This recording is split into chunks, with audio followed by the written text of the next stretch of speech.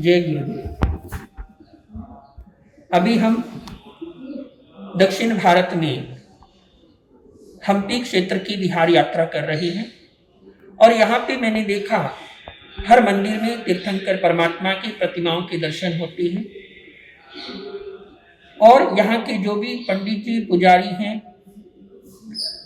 संत महंत हैं, उन्होंने बताया किसी जमाने में जैन धर्म यहाँ पे राय धर्म हुआ करता था। जैन धर्म में तीर्थंकर भगवंतों के बाद गणधर भगवान, आचार्य भगवान, उनकी एक महान उज्जवल परंपरा रही है। श्रमण संघ के द्वितीय पटधर आचार्य सम्राट परम पूज्य श्री आनंद ऋषि जी महाराज साहब, उनके महान सुयोग्य सुशिष्य आनंद कुल कमल दिवाकर वात्सल्य वारिधि सरल मना परम पूज्य श्री कुंदन ऋषि जी महाराज साहब, जो महाराष्ट्र की परंपरा से हमारे श्रमण संघ में प्रवर्तक पद को सुशोभित कर रहे हैं। गुरु चरणों के साथ अनेकों बार आपके दर्शनों का सौभाग्य प्राप्त हुआ और मुझे एक बार किसी विद्वान ने कहा था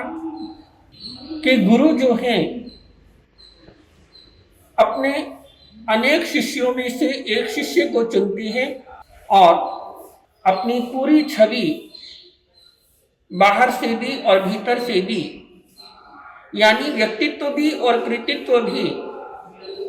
यानी ज्ञान भी और आचार भी उस शिष्य में पूरी तरह से उंडेल देती है। जिस शिष्य की छवि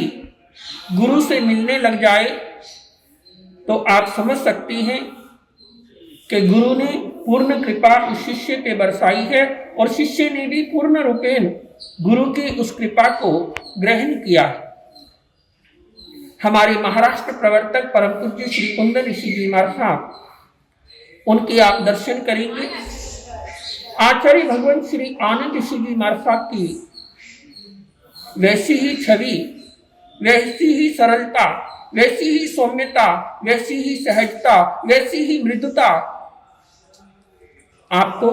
उनके जीवन में दिखाई देगी। ऐसे वो महापुरुष जो अनेक वर्षों से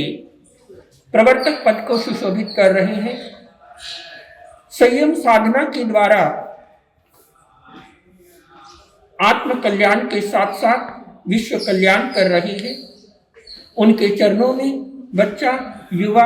वृद्ध कोई भी आए, सभी को समान भाव से अपना आशीर्वाद लुटा रहे हैं। ऐसे वो महापुरुष स्वस्थ रहें, दीर्घायु हो, शतायु हो, चिरायु हो। हम यही शासनेश प्रभु से मंगल प्रार्थना करते हैं। गुरु पदम अमर शिष्य परिवार की ओर से, राष्ट्र संत श्रवण संघ उप प्रवर्तक परम पूज्य श्री पंकज मुनि जी महाराज की ओर से, मैं अपनी ओर से हमारे मुनि रत्न कर्मयोगी श्री रूपेश मुनि जी महाराज, विद्याविलासी श्री लोकेश मुनि जी महाराज एवं समस्त उत्तर भारत के गुरु पदम अमर श्रमण श्रमणी परिवार की ओर से हम आपका वंदन करते हैं, अभिनंदन करते हैं और विशेष रूप से मैं साधुवाद देना चाहूंगा हमारी सुश्राविका नारी रत्ना बहन सुरेखा जी कटारिया और उनकी सुपुत्री कीर्तनकार प्रखर वक्त्री बहन श्वेता नीलेश जी राठौड़ को, उनके समस्त परिवार को, जो हर बार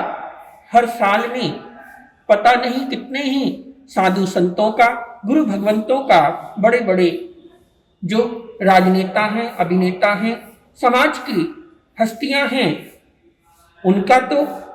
जीवन पट, जीवन चरित्र समाज के, संसार के समक्ष लाती ही हैं। साथ में जो छोटे छोटे संत साधुयां हैं, जो हमारे समाज की छुपी हुई प्रतिभाएं हैं, उनको भी उजागर करती हैं और कहीं ना कहीं ये जिन शासन की महान सेवा और प्रभावना का कार्य है, आपके इस सत्कार्य के लिए भी खूब खूब अनुमोदना, हार्दिक अभिनंदन,